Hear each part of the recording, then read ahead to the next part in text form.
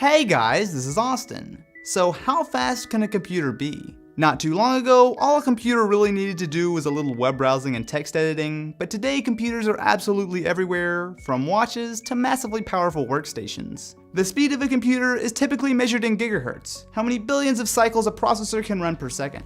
Here I have one of the most powerful CPUs available right now, an Intel Core i7-4770K.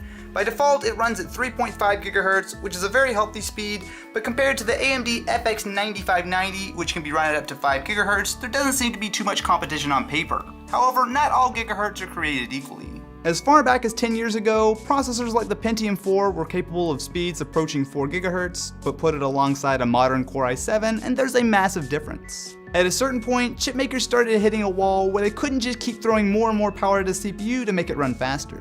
To get around this, we now have processors with multiple CPU cores. Having one powerful core is good, but having 2, 4, or even 8 on a single chip allows a computer to work on lots of things at once. This has worked well over the last decade, allowing computers to get faster and faster by adding more cores. However, this too has a limit. Over the last 50 years, processors have gotten more and more complex, going from 2,000 transistors in 1971 to over 2 billion in modern designs. This constant improvement allows engineers to do one of two things: either take their current designs and make them smaller and therefore cheaper, or keep the chips the same size and add things such as more CPU cores. The latest Intel Broadwell technology is based on the 14nm process, which is 7,000 times smaller than the width of a human hair. CPUs are going to continue to get faster and add more cores for the foreseeable future. However, the pace is slowed down as it gets more and more difficult to cram more transistors onto a single chip.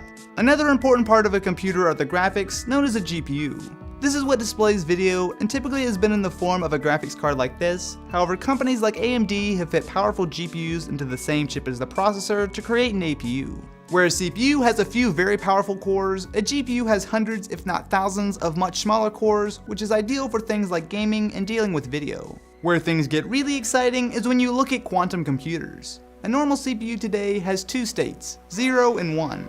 On the other hand, a quantum computer can work with massive amounts of numbers at once, allowing it to solve problems that would take a normal computer millions of years in a matter of seconds. A company called D-Wave builds what are arguably the first real quantum computers, and organizations like Google and Lockheed Martin are already using D-Wave systems to create algorithms to recognize images and test flight control systems. Just like the giant room-sized computers of the 1950s, quantum computers are in very early stages, requiring a massive box filled with shielding and cooling to keep things stable.